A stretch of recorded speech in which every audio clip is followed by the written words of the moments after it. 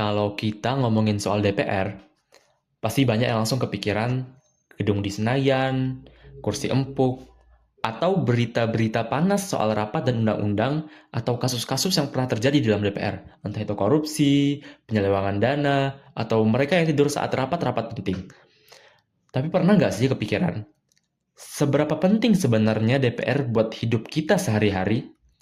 Apakah DPR benar-benar berdampak buat kita, atau cuma sekedar simbol demokrasi yang justru memakan uang-uang kita?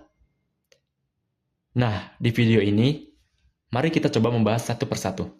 Jadi gini, dalam sistem demokrasi kayak Indonesia, DPR itu ibarat penyeimbang kekuasaan.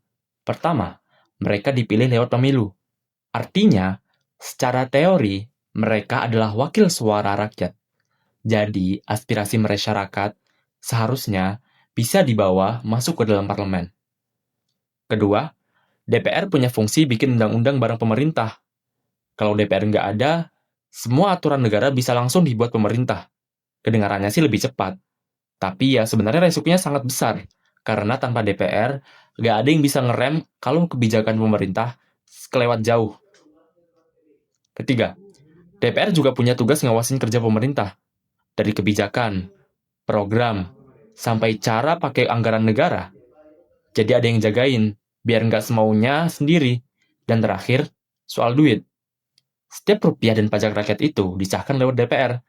Jadi mereka punya peran penting dalam menentuin arah penggunaan uang negara. Kalau menurut kamu gimana?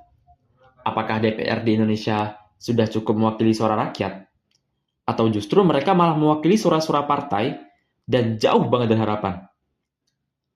Tulis pendapat kamu di kolom komentar. Dan jangan lupa like, share, sama subscribe kalau kamu suka konten kayak gini. Sampai ketemu di video berikutnya. Dadah!